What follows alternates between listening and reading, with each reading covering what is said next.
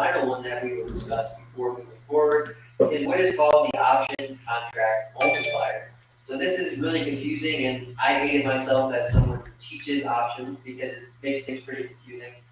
But if I see a share of stock that has a stock price of $120, I can buy one share of that stock with $120. But if I see an option and the option price is $5, I cannot actually buy that option with $5 US. I actually need $500 because options on stocks can be converted into 100 shares of stock. And because of that, we have to multiply the price that we see by 100 to get the option's actual value, or what is called the option premium. So let's build on these three option characteristics, and let's move forward by discussing the two option types and get into some examples and clearly look at what these three characteristics mean in regards to the examples. The first option type is called a call option. At a very high level, call option prices will increase as the stock price increases, and call option prices will decrease as the stock price decreases. So the price of call options moves with the stock price. But why do call option prices move with the stock price? Well, a call option gives the buyer the right to buy 100 shares of stock at the call option strike price between now and the expiration date of that option. Remember that one of the characteristics of all options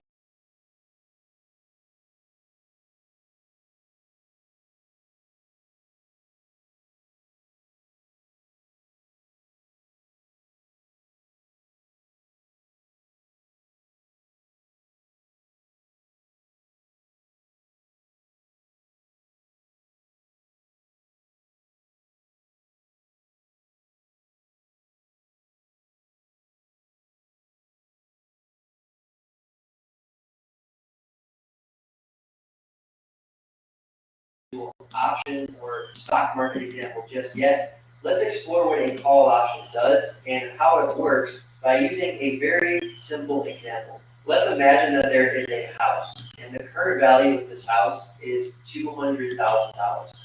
Now, I am personally interested in buying this house because I think that the value of the house is going to appreciate significantly over the next 2 years. But I don't want to buy the house right this second. So I'm going to buy an option that gives me the right to buy the house at a price of $200,000 between now and 2 years from now. So we can call the strike price $200,000 since my option that I'm buying on this house gives me the right to buy the house for $200,000 or at the strike price of $200,000 between now and the expiration date in 2 years from now. So that's what I'm going to do. I'm going to buy this option that gives me the right to buy this house for $200,000, no matter what the house price does between now and 2 years from now. But I don't just get the ability to purchase this house for $200,000 between now and 2 years from now for free. I have to pay for this contract because for me, there has to be some sort of risk. There can't just be reward. If somebody were to say, you can buy this house for $200,000 between now and 2 years from now, no matter what, and you don't have to pay for that right at all. Well, that would be amazing for me because if the house price falls, I don't have to buy the house. But if the house price goes up to $300,000, then I can buy the house at $200,000. And there was never any risk for me, but there was only reward. So that's not a real scenario. And for me, there has to be some risk. And what that means is that I have to pay a premium for the right to buy this house at $200,000 between now and 2 years from now. So we would call that the option premium. Let's say that I pay $10,000 for this option. So I'm saying I want to buy this house for $200,000, which is the strike price between now and 2 years from now, which is the expiration date. And my premium for having that ability over that time frame is $10,000. Now let's say that 1 year from now, the house is valued at $350,000. I have possession of a financial contract that gives me the right to purchase that house for $200,000. And with the house currently valued at $350,000, What do you think that means for the value of the financial contract that I have, which is called an option? Well, as you might imagine, since I can buy the house for $200,000, but the house is currently valued at $350,000, the financial contract that I have, which is called an option, is immensely valuable. So now I can actually exercise my option, meaning that I will buy the house at the strike price, which is $200,000. And since the house is currently valued is $150,000. So that's the golden scenario.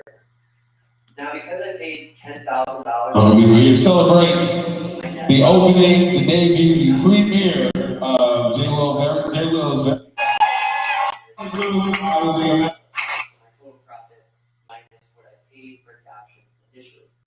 So that is the golden scenario. But let's say the opposite happened, and the house price did not increase, and actually $50,000 2 years from my purchase date of that option. Well, I don't actually have to buy the house for $200,000 because I had an option to buy it, but I don't have to exercise my right to buy the house at the strike price. So if the house is at $150,000, obviously I don't want to buy it at my strike price of $200,000 because if I really want that house, I just buy it at the current market price of $150,000. And because of that, the option that I have is worthless. And since I paid $10,000 for that option, and now it is not worth anything, I have lost my full $10,000 that I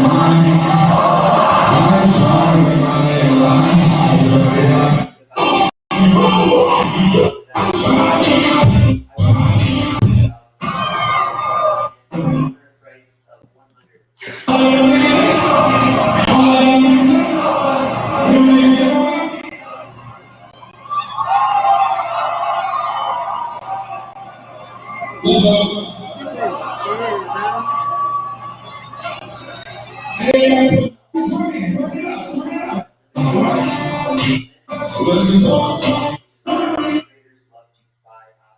So let's take all of these concepts that we look at it with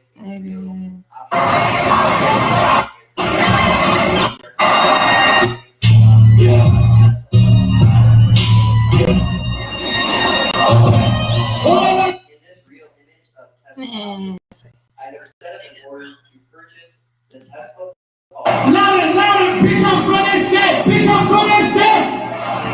June, which is 39 days away as of this image. The strike price of this call option is $800, which means that between now and the expiration date in 39 days, if I purchase this contract, I have the right to purchase 100 shares of Tesla stock at the call option strike price of $800. So in our house example, it was just buying one house. So therefore, we would say the option contract multiplier, that is. But in this case, since I can buy 100 shares of Tesla stock at option strike price, the option contract multiplier is set to be 100. And because of that, we have to look at the option's price and multiply it by 100 to actually get the option's value or option premium. Now let's note that the current Tesla stock price is $811. So the stock price is the current market price of the shares, but we are looking at a call option with a strike price of $800. In the bottom image, we can see that the option price is $81.70. Michael was just telling me. But remember, this is not the actual value or premium of the option. This is the option price. To get the option value, or the cost of purchasing this option contract is actually $81.70 multiplied by the option contract multiplier of 100, which gives us. He said that I'm gonna reach out to him again on Monday because he said he's had that hard work week. But he said that he's definitely gonna reach out. Jeremy is asking what is Wallace bills. I'm excited why this option is so expensive in just a little bit. But why would this Kids. $8,000? Remember, a call option buyer can use Nobody after purchase Snoopy. 100 shares of stock at the call option strike price between now and the expiration date. And in this case, the expiration is Delta, because there were only let's say like that I think Say Tesla hi. shares are going to increase Yeah. significantly over the next 39 days. I'm going to buy this Tesla call option right now with a strike price of $800, and I'm going to pay the premium of $8,170 to buy this call option, just one contract. Now, let's say 2 weeks from now, Tesla has had a massive rally in the stock price, and now Tesla shares are trading at $1,000 per share. Well, I have in my possession a financial contract called a call option that gives me the right to purchase 100 shares of Tesla stock at my call options strike price of $800. Your trading requires liberty control. They customize your car insurance so you only pay for what you need. Wow, that's a crazy lot of money. This game is fun. Only pay for what you need.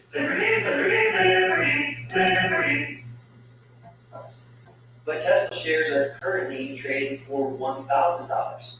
So with my option, I could exercise my option, meaning I want to go through with what the option allows me to do, which is with the call option, purchase 100 shares of stock at the strike price. And if I do that, I will buy 100 shares of Tesla stock at the strike price of $800. So take $800 per share times 100 shares. I will pay $8,000 to buy that share position. But Tesla shares are currently trading for $1,000.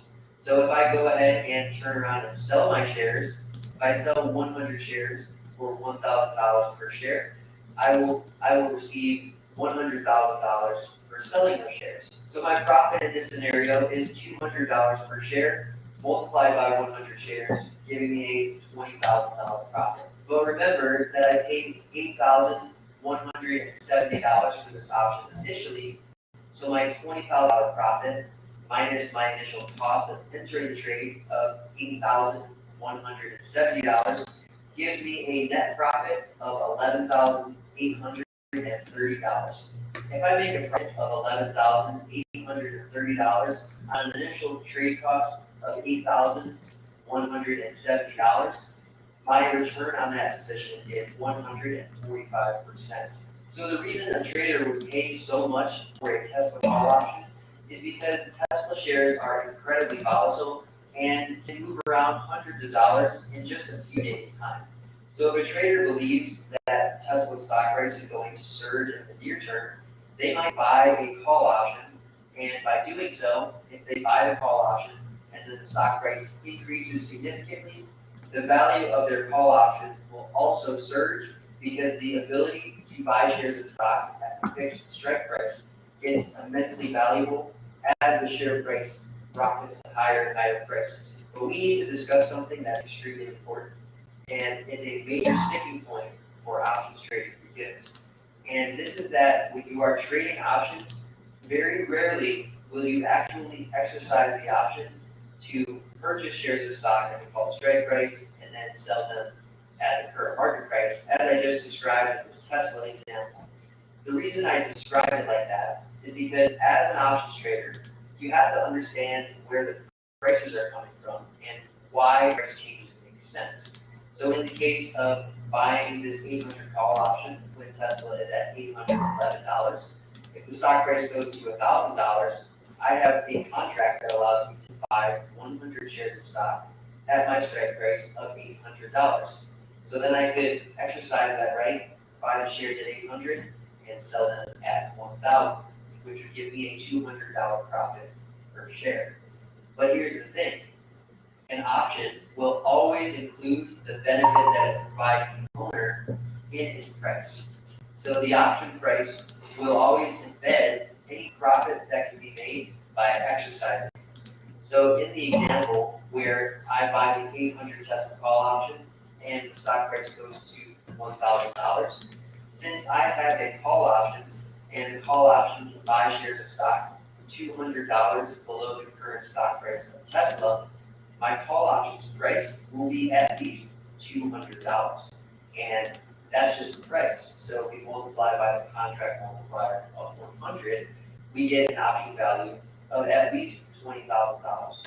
Now, it's a law that an option has to be worth at least the benefit that it can provide the owner. And by benefit, I mean, if I exercise the option to buy 100 shares of stock at 800 and the stock price is currently at 1,000, the benefit or the profit that I can make by doing so is $200 per share. And that means that the call option's price must be worth $200 or more.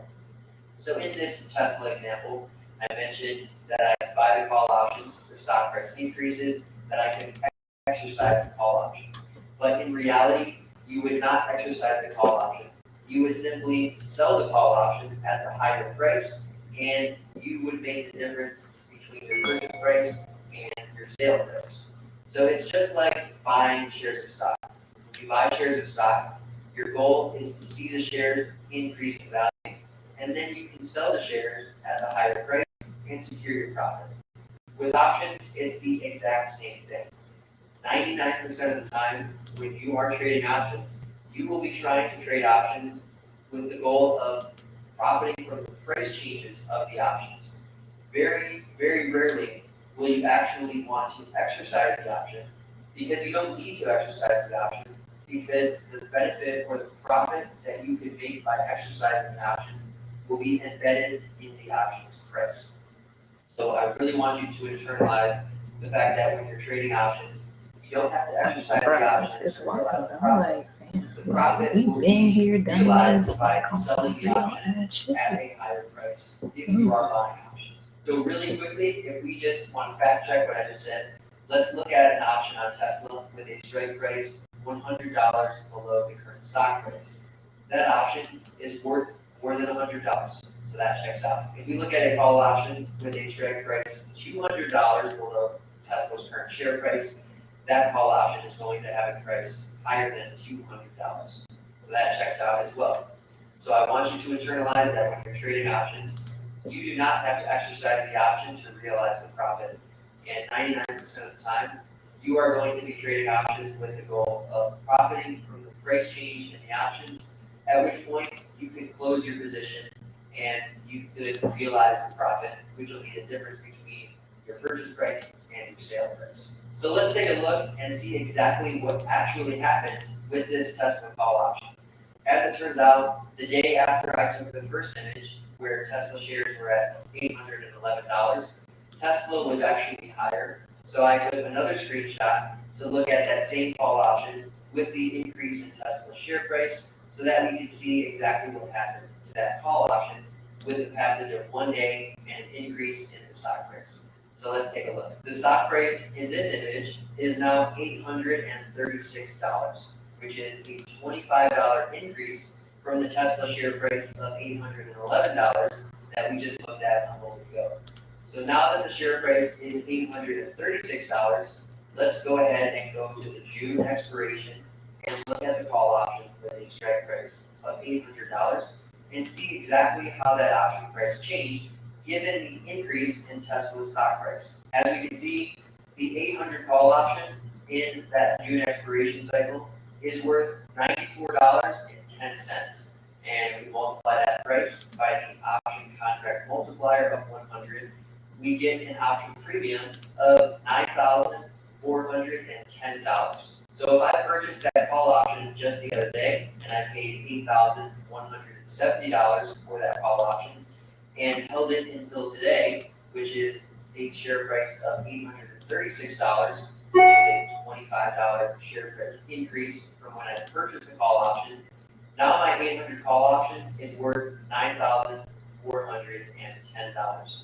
So now I could just go ahead and sell the call option for $9,410, and my profit on that trade would be $1,240. A $1,240 profit on an initial trade cost of $8,170 gives me a return of 15%. But Tesla's stock price itself only increased by 3%. So this is another benefit of trading options, and this is one huge draw of options, is that they give you leverage. So in this case, we saw a 3% increase in the share price of Tesla, but this 800 call option in the June expiration cycle saw a 15% increase in its value. So the stock price went up 3%, but the call option went up 15%, which means comparing the two returns, the return in the call option was 5 times more than the actual return in the shares themselves. This is exactly how options traders make money. They think that something will happen with the stock price, they put out their position. If that happens, their position benefits by seeing an increase in its value, and then they can go ahead and sell their position at the higher price, and their profit is the difference between the two prices. So it's just like trading shares of stock. You buy a share of stock for $100 per share, and it goes up to $125 per share. You can sell your shares for $125 a share, and your profit is the difference, which is $25 per share or 25%. So it's the same idea with options trading, except with options trading, you have a more narrow time frame, because as I mentioned earlier, with shares of stock, you have no time. But with options, since you have to choose an expiration, you do have a time limit, and because of that, it is a more sensitive activity. But the reason people do it, as we just saw in this Tesla example, is that it can leverage your returns if you are right. So through this example, we learned a few things about call options. First is that the first option type is a call option. The second is that the call option has a strike price, and that means that the call option can buy shares of stock at the call option strike price between now and expiration. So that is what a call option does. And because the call option can purchase 100 shares of stock at the call option strike price, if the share price increases immensely, that ability or value is going to be immensely valuable, because if the share price ends up being $200 above that strike price, then you have a financial contract that allows you to buy 100 shares of stock, $200 below the current stock price. And obviously, that's a pretty sweet deal. But also, what we learned was that you do not have to exercise the option to realize your profit, because one of the laws in options trading is that an option must be worth the benefit or the profit that it provides the buyer, should they decide to exercise it. So what I mean by that, once more, is that if I buy a call option on Tesla with a strike price of $800 and the stock price increases to $1,000, if I decide to exercise my call option, I will buy 100 shares of stock, $200 below the current stock price. And because that will give me a profit of $200 per share, that call option must be worth $200 or more, meaning that the premium has to be $20,000 or more. And if you look at any call option and you look at the difference between the stock price and the strike price, the option will be trading for at least that amount, because it is a law in options trading that all option prices must include the benefit that they can provide the owner at that moment. And the last thing that we learned about call options is that they provide leveraged returns. So in this Tesla example, the share price increased by 3%, but the call option that we were looking at actually increased by 15%, which means the return in the call option was 5 times higher than the return in shares themselves. So everything seems great and all, but I know you're wondering, what's the catch? And there is a catch. The catch when buying call options is that you have to be right about the stock price increasing, otherwise you will lose money on that trade. So in the house example, remember that I bought a call option with a strike price of $200,000, and I paid $10,000 in premium for that call option. And remember, in my second scenario, I said that the house price goes to $150,000. But I have a financial contract called a call option that allows me to buy that house for $200,000. But since the current valuation of that house is $150,000, there's no benefit of having my call option, because my call option gives me the right to buy the house. Hey YouTube, how's it going? How do I stay safe? I want to stay strong. How do I stay creative? $50,000 higher than the current market price of the house. And obviously, I don't even need the option to do that. If I want to buy the house, I can just buy it for the lower price of $150,000, which is the current market price. And in that example, I said that my option would be worthless, and because of that, I lost the entire $10,000 premium for buying that call option on that house when the house price did decrease. So there is a catch when buying call options, and that is that you need the stock price to increase. Otherwise, you will lose money on that transaction.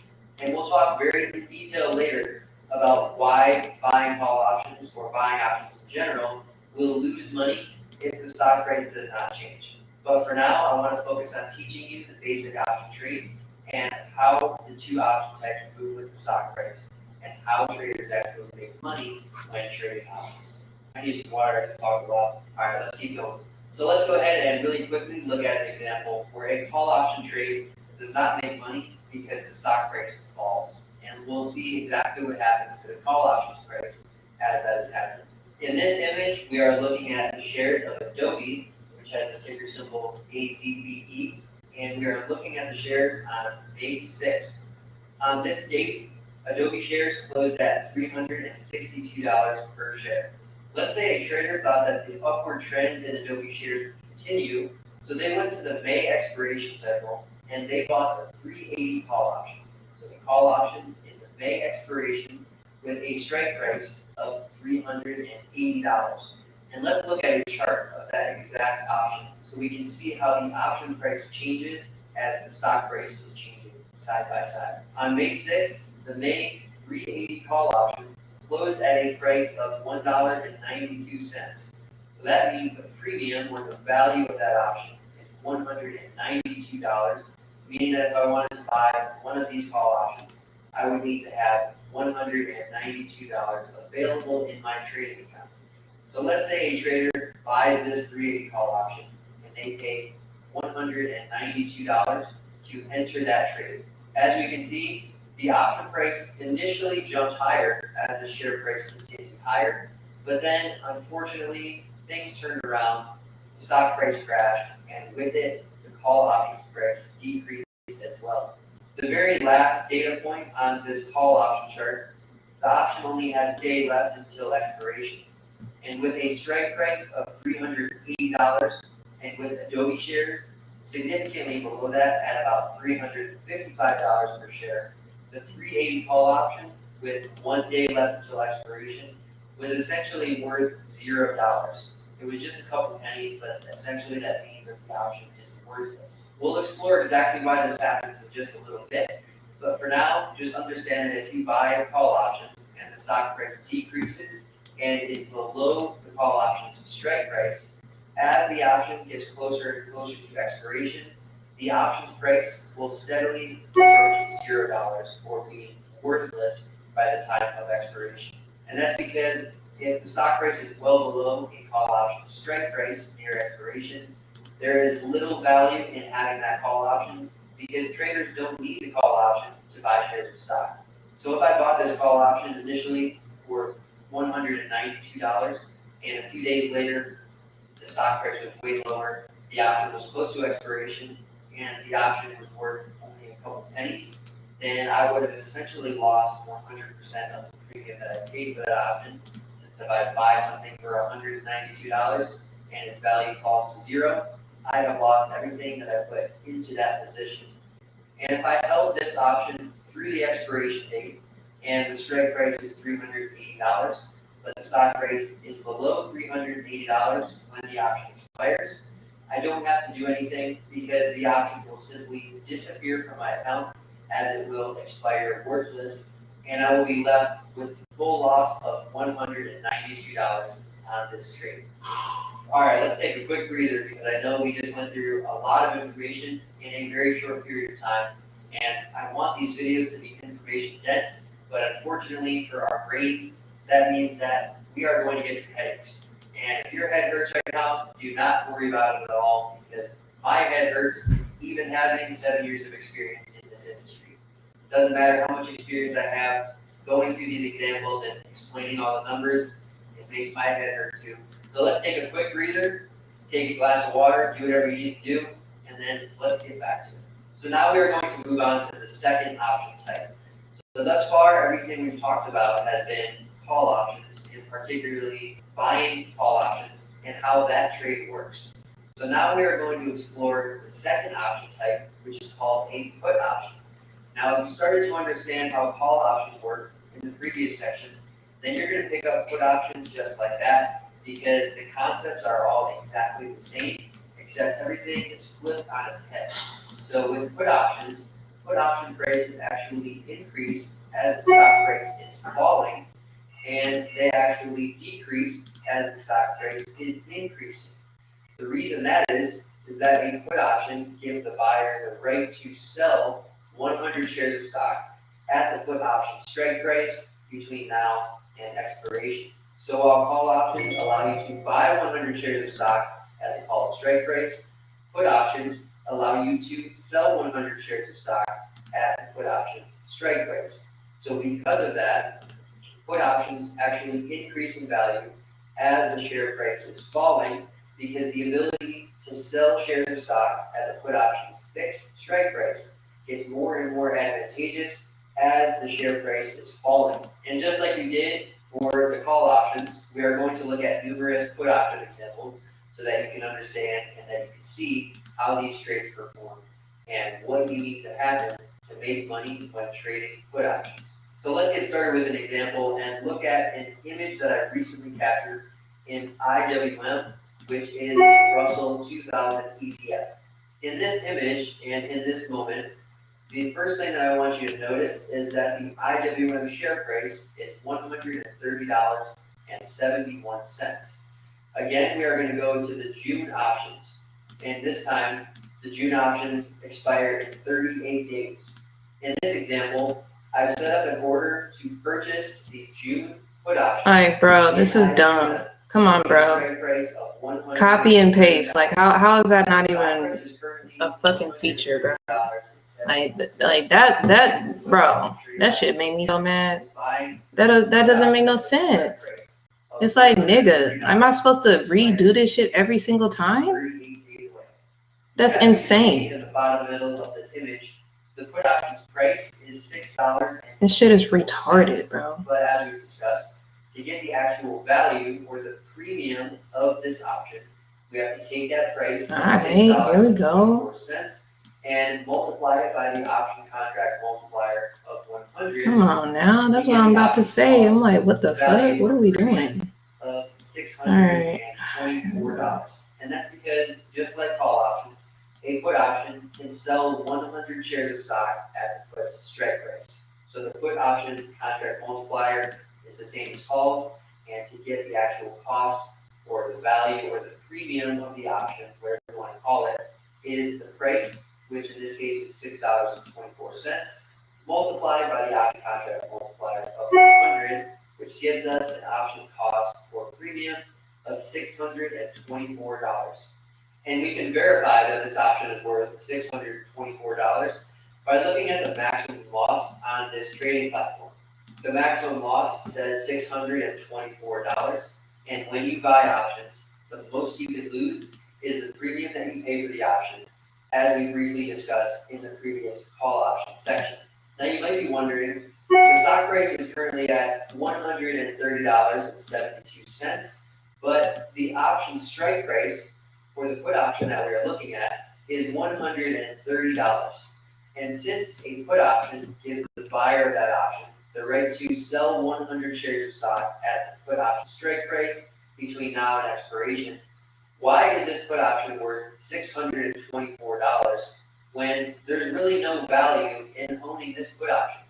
I could just sell shares of stock right now for $130.72, and I would sell it at a higher price than I could sell these shares for by using my put option.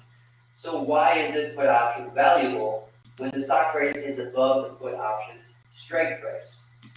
We're not going to talk about it right now, but this is just something I want to put on your radar, because in the next section, we are going to dive in exactly why this is. But for right now, I want to focus on how put options work and how their prices change relative to the stock price. But I want you to just notice that the strike price of this put option is $103, but the stock price is currently above that strike price, but this option still has pretty significant value. So I want you to just be aware of that. We're not going to discuss why that is right this second, but if you were wondering why is this put option valuable when the stock price is above its strike price, I want you to know that I hear your questions and we are going to get to it in the next section. But for now, I want to focus on teaching you how put option prices change relative to the stock price and why that happens. So let's go ahead and see what happens with this IWM put option. So a few days later, as luck would have it, I took another screenshot of IWM, and this time IWM had fallen significantly since the first image that I captured, where IWM was over $130 per share. In this image, IWM is currently at a share price of $122.72, which is essentially $8 lower than it was in the first example. If we look at the 130 put option in the June expiration cycle in this second image, with IWM share price significantly lower, we can see that the 130 put in the June expiration cycle is trading for $11.30, meaning that the option has a value or premium of $1,130. The put option's value surged because the share price of IWM fell. And because put options have the ability to sell 100 shares of stock at the put's strike price, and since the put strike price was 130, since we saw IWM go from 130.71 all the way to 122.72, the put option is now in the money, so to speak, meaning that the stock price is significantly below the put option strike price of $130. And now that this option can actually provide a benefit to the buyer of that option, meaning that if I bought this option a couple days ago for $624 premium, and now the share price is $122.72, which is way below the strike price of $130, I can use my put option to sell shares of stock at $130, which is immensely valuable because the stock price is currently well below that at $122.72. But remember earlier, I said that you never have to exercise an option to realize the profits. And we can see that is the case because the option in this example with the lower stock price is $11.30. So if I had purchased this put option on day one and I paid $624 for this option, and I held it until this image where it was worth $1,130, if I sold this put option, I would secure a profit of $506 on a $624 initial trade cost. And if I secure a profit of $506 on an initial cost of $624, my return on that trade is 81%. But if we look at the percentage change in the shares of IWM, initially they were at $130.71, but then they fell to $122.72, which is a 6.1% decline in the share price of IWM. But the 130 put option that we were looking at experienced a price increase of 81%. And again, that means that when you buy put options, you have leverage. Now, just like we did with the call option section, I know you're already thinking, what is the catch? And there is a catch, just like with buying call options. When you buy put options, if you what buy the put fuck? options Come on, and the stock damn. price does not decrease, you will lose money.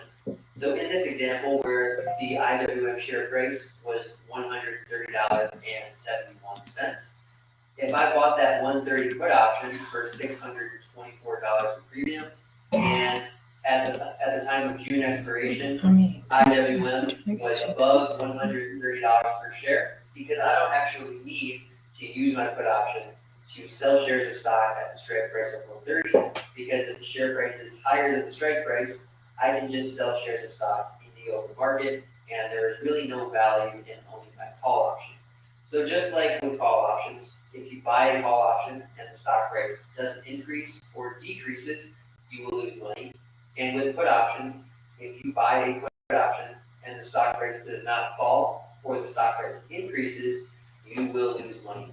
So we'll look at an example of that right now. And for this example, we're going to look at a put option trade in NVIDIA, and obviously this trade is going to lose money because who is buying puts in NVIDIA? Who is betting against NVIDIA?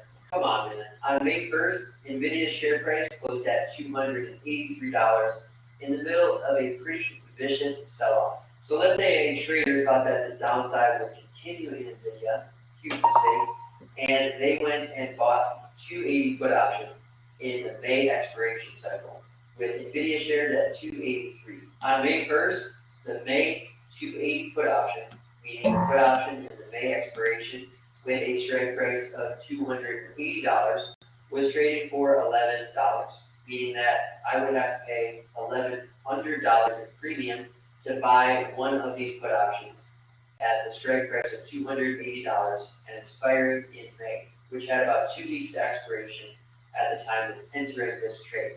So let's say a trader buys this 280 put option, paying $1,100 in premium for the put option that expires in 2 weeks in the May expiration and has a strike price of $280. Unfortunately, that trader would have lost everything that they put into that trade because immediately after that sell-off, after May 1st, the stock price did end up surging higher, and therefore the put options price collapsed. And in the most recent date on this chart, we can see that NVIDIA's stock price was at around $321, over $40 higher than the put option strike price of $280. And on the very right-hand side, for the last bar seen in this option chart, the option only had 1 day left until expiration. And with the stock price over $40 above the put option strike price, and with only 1 day left until expiration, the option is basically going to expire worthless because the stock price needs to fall over $40 for this put option to gain actual value or benefit by the time it expires in 1 day. And because of that, and since there's such a low probability of that happening, we can see that this put option's value 1 day before expiration, and with the strike price $40 below the stock price, that put option was trading for 1 or 2 pennies, meaning that it was essentially worthless. So if a trader bought this put option for $1,100 and they held it until the expiration when NVIDIA was $320 or higher, they would have lost the entire $1,100 premium that they paid for this put option because the put option would have expired worthless. Now, if the stock price is above the put option strike price at expiration, the put option will expire worthless, meaning that if you have a position in that option, it will disappear from your trading account after the expiration date, and you will be left with whatever profit or loss you had on that position.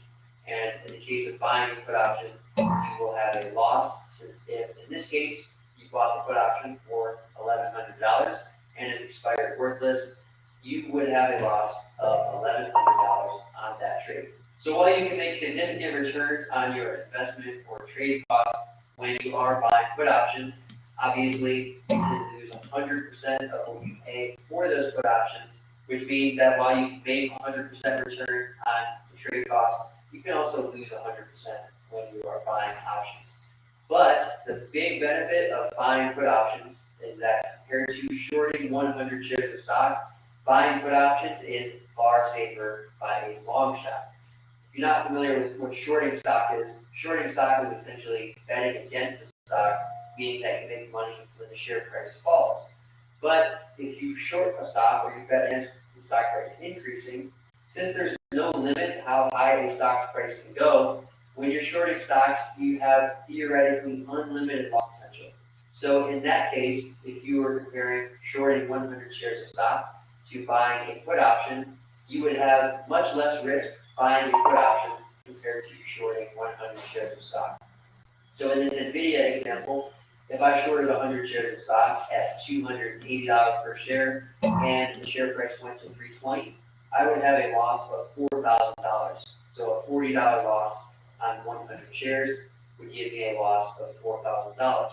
But in this example, we saw that the put option purchase only lost $1,100. So when you compare shorting stock to buying a put is, in my opinion, a much better way to do things. If you're unfamiliar with what shorting stock is and how it works, I will leave a link down in the description below so that you can get my video explanation and demonstration of shorting a stock.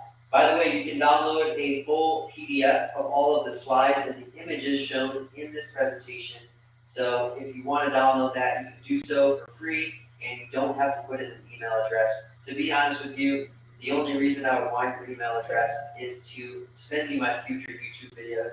So if you download that PDF, I would love to have your support and see you in my future videos by having me as a subscriber. We've covered a lot of content thus far. My head hurts a little bit, but I can still keep going, and I hope you can too. But I want to really quickly just say that if you made it this far, you are doing a great job, because we have discussed the two most basic option trades that you can make, which are buy and call options and buy and put options. But before getting to the next two option trades that make up the four most basic option trades that you can make, I want to talk more about option prices. More specifically, in the Tesla example, when the stock price was at $811, why was the call option with a strike price of $800 only $11 below the share price? Why was that option worth over $8,000?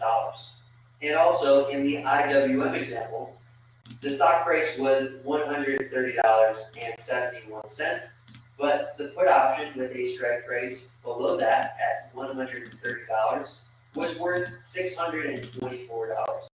So I would like to go and explore those prices with you and explain to you why those prices make sense and where option prices come from in more detail before moving on to the other option trades that you can make as an option trade. So let's get started. In this next section, we are going to be talking about the components of option prices. We've already kind of talked about the real value that an option can provide the owner in certain scenarios, and depending on whether we're talking about a call option or a put option. But as we discussed and as we saw in the previous examples, particularly the IWM example, that does not fully explain where an option's price comes from. So in this section, we are taking a deep dive into option prices, and I am pretty confident that after this section, options are going to make a whole lot more sense to you. So let's dig in. There are two components that make up the whole of every option's price. The first is called intrinsic value, and the second is called extrinsic value. You don't know it yet, but you essentially already know what intrinsic value represents in an option's price. Remember when I had the house example where the house was $350,000 and I had a call option on that house with a strike price of $200,000. In that example, since my call option allowed me to purchase a house for $200,000 and the house is currently $150,000 above that at $350,000, we would say that that call option in that example had $150,000 of intrinsic value, meaning that the option contract was worth at least $150,000 because me, as the owner of that option, I could use that option to buy the house for $150,000 lower than the current market price of $350,000. So that is what intrinsic value is. For puts, it's the opposite. So if you have a strike price of $130 and the stock price is at $120, you have a put contract that can sell shares of stock $10 higher than the current stock price, and that has real or intrinsic value equal to $10. So since the put option can sell shares of stock $10 above the strike price, we say that the put option has $10 of intrinsic value. In the Tesla call option example, where I purchased the 800 strike call option, and Tesla shares go to $1,000 per share, since that call option has the ability to purchase shares of stock $200 below the current stock price, in that instance, the call option has $200 of intrinsic value. And I also told you that an option's price must be worth the benefit that it can provide the owner at that moment. And what I really meant by that is that an option's price must be worth at least the amount of its intrinsic value. because the benefit that it can provide the owner at that moment, that is the minimum that the contract should be worth. So if I had that Tesla call option with a strike price of $800 and the stock price is at $1,000, since I personally could use that option to make a $200 gain on the shares if I exercise the option, but I don't want the option, I'm not going to sell it to somebody else for any less than $200. And that's because if I use it myself, the benefit to me could be a $200 gain per share. So if I want to sell to somebody else, it's going to be worth at least that amount or more when I sell it to them. So let's go to that Tesla call option example, and let's look at the image where the stock price was currently at around $836 per share. In this image, the share price of Tesla is $836.41. And again, we are looking at the call option with a strike price of $800. Now, because this call option has the ability to purchase shares of stock at $800, but the current share price is $836.41. This call option has $36.41 of intrinsic value. But we can see that the option's actual price is much higher than its intrinsic value because the option's price is currently $94.10 in this image. So the portion of the Tesla call option's price that is above its intrinsic value of $36.41 is called extrinsic value. And extrinsic value is sometimes referred to as time value because it can be associated with the option's potential to become more valuable, particularly intrinsically valuable, before it expires. So in the case of this Tesla call option, there are over 30 days left until that option expires. But right now, in this moment, it has $36.41 of intrinsic value. But since the option's price is currently $94.10, the additional $57.69 in the option's price is extrinsic or time value. Now let's think about this. Tesla shares are incredibly volatile, and with an option that has over 30 days to expiration, there's a lot of time left for Tesla shares to move around a lot, particularly in the case of this call option. If Tesla were to go to $900, this $800 call option would now have $100 of intrinsic value. So just because it only has $36.41 of intrinsic value right now, there's the potential that the option will have significantly more intrinsic value in the future if Tesla shares increase by a significant amount, which is certainly possible considering that Tesla shares can move around hundreds of dollars in just a few days' time. So that explains why this option has a lot of extrinsic value or time value in its price. The current real value or intrinsic value of this call option is only $36.41 right now, but it has almost $60 of extrinsic value or time value because with over 30 days left until this option expires, there's plenty of time left where Tesla can make a big upside movement, and that would leave this call option with significantly more intrinsic value. So you can think of an option's extrinsic value as the time value or the potential for that option to become significantly more valuable through share price movements between now and expiration. Now this brings us to a very important point about extrinsic value or time value. Options with more time until expiration will trade with significantly more extrinsic or time value compared to the same exact option with less time until expiration. And what I mean by that is if we look at two call options with the same strike price and we look at two different expirations, the call option that has a further expiration date will be trading with significantly more extrinsic value because there's lots more time left for the stock price to move, and therefore cause the option to become significantly more valuable, particularly intrinsically valuable. Now, the IWM put that we looked at earlier, it should make complete sense why the put option was worth $624 when the strike price of the put was $130, but the price of IWM shares at that moment were actually above $130.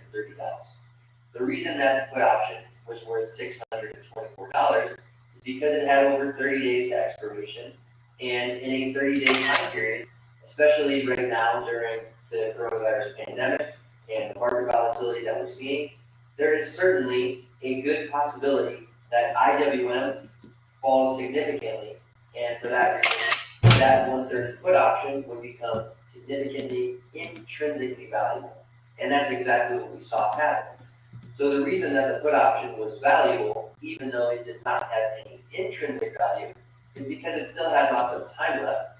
And since the strike price was close to the stock price, any downside movement in the stock price would leave the option intrinsically valuable, which, as we know, is exactly what happened. So if an option doesn't have any intrinsic value, it doesn't mean that the option isn't worth anything, because if it has lots of time left until expiration, then there's still lots of time left for the stock price to move, and that could leave the option with intrinsic value or real value. But as we saw in our losing call option and put option examples, if an option does not have any intrinsic value, but also does not have a lot of time until it expires, then there is very little time for that stock price to move, and therefore there's very little time for that option to actually become intrinsically valuable. Now, one of the most important concepts to understand in options trading is what we call extrinsic value decay or time decay. As I've just described, options with more time until expiration will trade with more extrinsic value or time value. And I also said that options that are expiring very soon will not be trading with significant levels of extrinsic value or time value, because there's not a lot of time left for the stock price to move, and therefore there's not a lot of time left for the option to become intrinsically valuable. So to look at some real examples, as I'd like to do in this video, let's look at some Apple call options, and we'll look at a call option, the same exact strike price, but in different expiration cycles, and we'll compare the value of those options. In the exact notice that I took this screenshot, Apple shares are currently trading for $304.92. And I have opened up a couple different expirations so that we can compare the option prices. So let's focus on the call options with the strike prices of $305. And since the stock price is below $305, these call options have 100% extrinsic value. So since they don't have any intrinsic value because the stock price is below the strike price, the prices of these options are entirely extrinsic, meaning that they are entirely associated with the time left until expiration and for the possibility that Apple can take a big movement over those specific time periods. As we can see, the call option with a strike price of $305 in the January 2021 expiration cycle is trading for $34, meaning that the cost or premium of that call option is $3,400. So this option has 246 days until expiration, and since there's 246 days left until expiration, and the stock price is already right at the option strike price, with over 200 days left until the option expires, there is plenty of time for Apple to make a big stock price movement, particularly to the upside, which could leave this option with significant intrinsic value. So the reason that this 246-day call option is worth over $3,000 is because Apple can make a pretty large move in the stock price over a 250-day period as compared to a one-day period. So the option prices will reflect this. If we look at the 305 call option in the May expiration cycle, this option expires in 1 day. And the cost or premium of that option is $307, which is the price of 307 times 100. So if we compare the 1 day 305 call to the 246-day 305 call, we can see that the 246-day call is about 10 times more expensive than the 1 day 305 call. And that's because with 245 more days until expiration, there is a greater potential value in the 305 call expiring in 246 days as compared to the 305 call expiring in 1 day. So the reason that the 1 day call option with a strike price of 305 is only worth 307 is because Apple's not going to make a $100 movement in the stock price over the next one day. But over the next 246 days, that is a much higher probability of actually occurring. So the reason that a longer term option will trade with more extrinsic value, more time value, is because there's a lot more time left for the stock price to move, and because of that, there's a lot more time left for the option to become intrinsically valuable. So if we can imagine that I buy that 246-day call option for $3,400 and hold it until it only has 1 day left until expiration, and Apple is still right at 304.92, then we could think that I would lose about $3,100 on that position.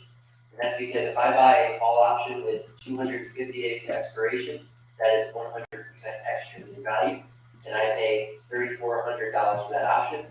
But with 1 day to expiration, that same option is worth $300. Well, I will lose $3,100 on that trade simply from the passage of time. And that is called extrinsic value decay or time decay. So that just means that as time is passing and as an option approaches its expiration date, it will trade with less and less extrinsic value because its final valuation is becoming more certain. And what I mean by that is if an option has 10 minutes left until expiration and it has $0 of intrinsic value, there's a good chance that in the next 10 minutes, the option is not going to be worth anything. And because of that, it's going to be trading with very, very little extrinsic value.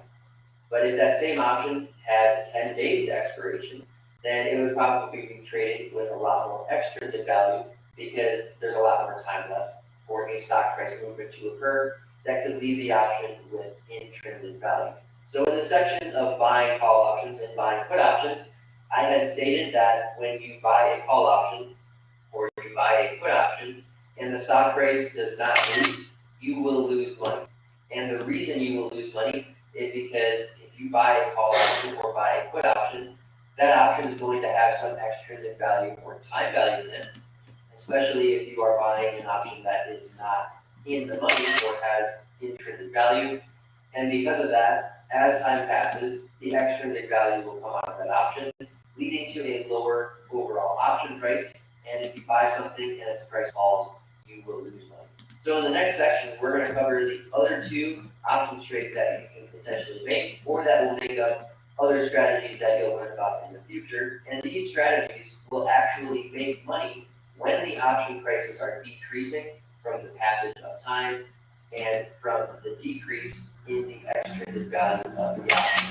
So the next two strategies that we're going to learn, which are completely opposite of the first two that we learned, will actually benefit from the loss of extrinsic value as time passes and as an option approaches its expiration date.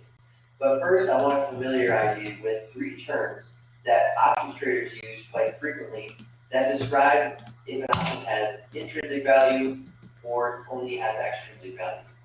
And these three terms are in the money, out of the money, and at the money.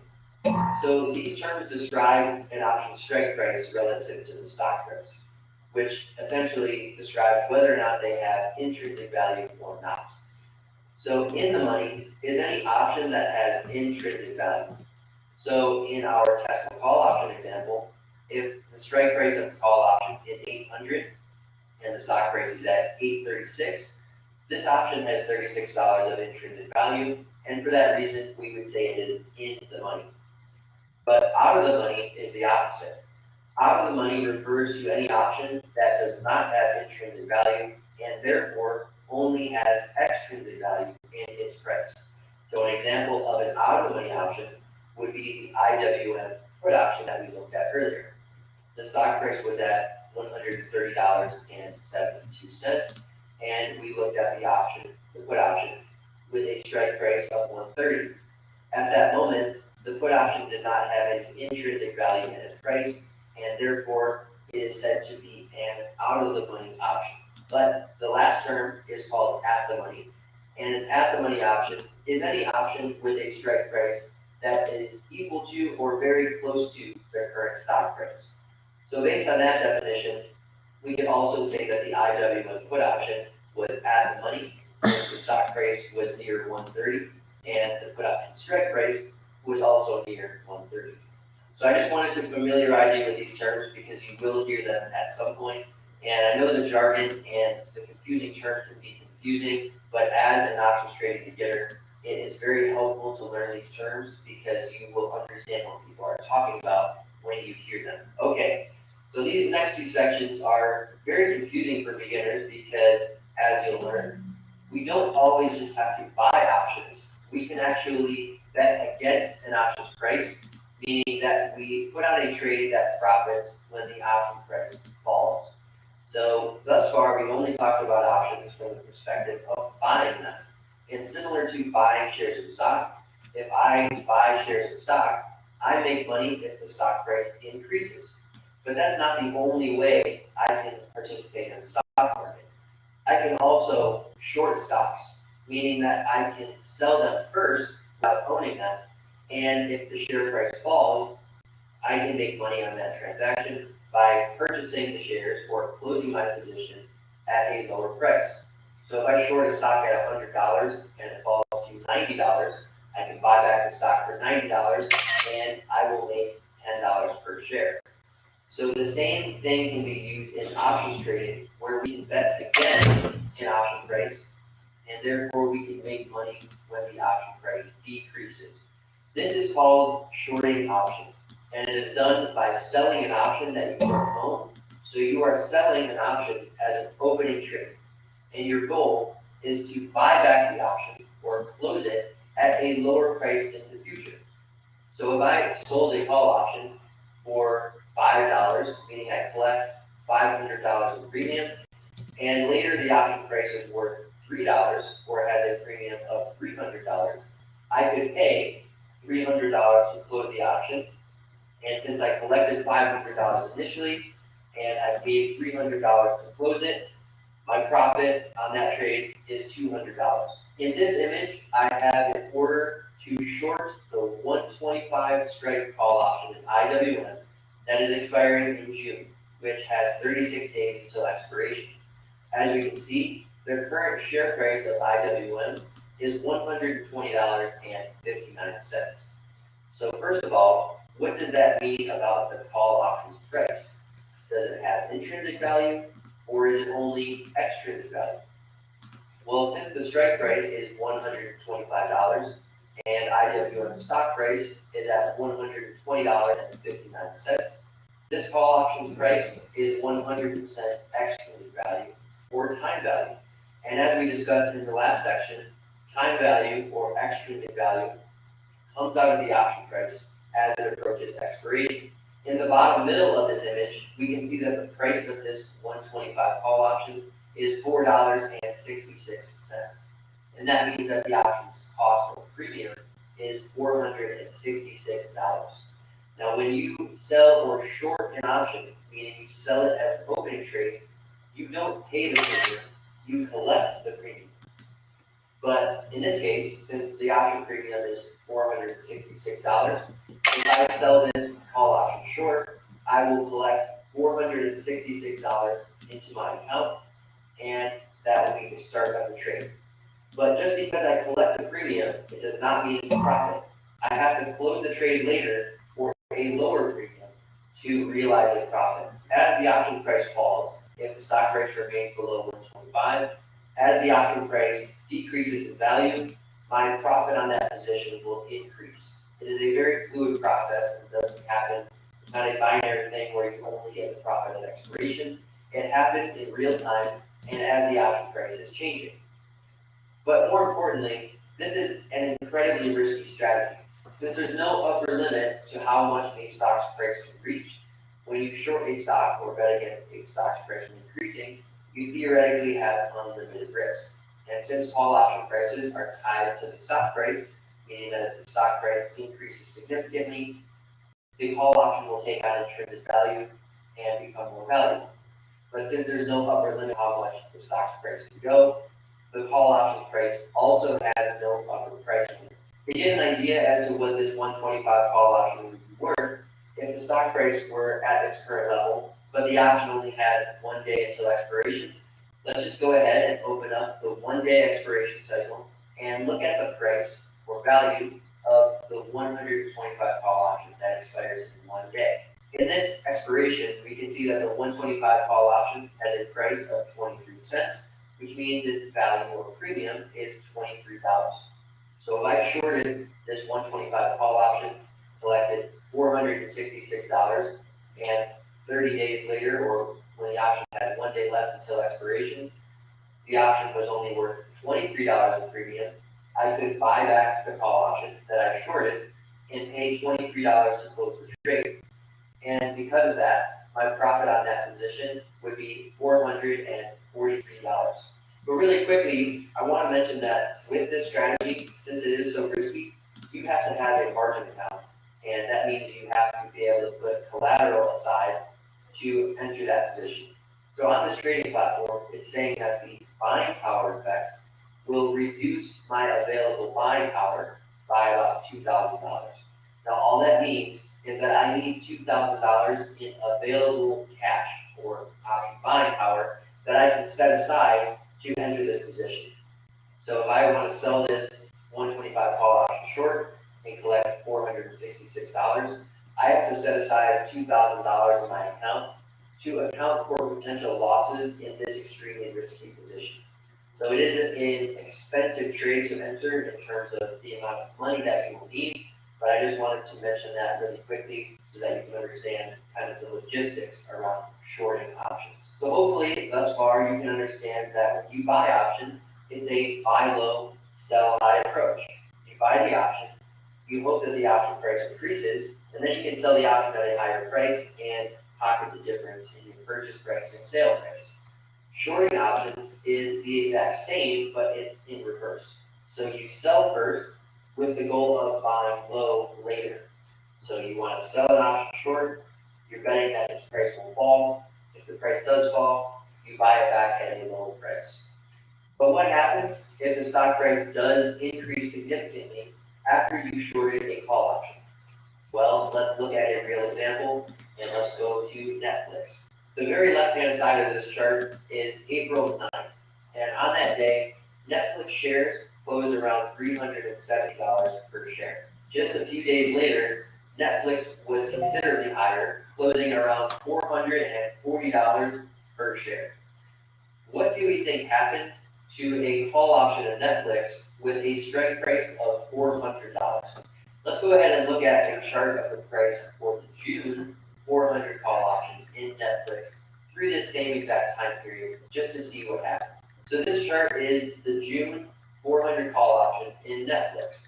On the very left-hand side of the chart is again April 9th. On that day, this 400 call option expiring in June closed at a price of around $17, meaning the premium was around $1,700. So let's say I was a trader who believed that Netflix was not going to increase above $400 through the June expiration, and I thought Netflix would either trade sideways or even trade lower, leading to a decrease in the call option's value over that time period. So to enter this trade, I would short the June 400 call option for its premium of $1,700. So I short the option for $17. I collect $1,700 in premium, and my goal with that trade is to see Netflix shares decrease or not increase above my call strike price of $400 through the expiration date in June. Unfortunately, if we fast forward a few days, we can see that Netflix shares actually closed at $440, and at that time, the Netflix call option that I was short reached a price of $62.50. If we multiply that by 100, we get a premium of $6,250 on that June Netflix 400 call option. So since the stock price was around 440 and I was short the 400 call option, we know that at this moment in time, the call option had $40 of intrinsic value, but since its option's price was $62.50, the additional $22.50 is extrinsic value or time value. So unfortunately, if I would have shorted this call option for $1,700 and its price increased to $6,250, I would have a loss on my short call position, just one contract, of $4,550. So this really highlights the risk of shorting call options. If you short call options, you are essentially betting against an increase in the price of the stock. And if you're right, you will make the premium that you sold the call option for, as the extrinsic value will come out of the option as time passes. But if you're wrong and the stock price does surge higher, as it did in this case, then you will lose considerable amounts of money, especially if it's a huge stock price increase in a short period of time, such as the case in this call option for Netflix example. So I shorted the call option for $1,700 premium. The stock price shot $40 higher than my strike price, increasing a total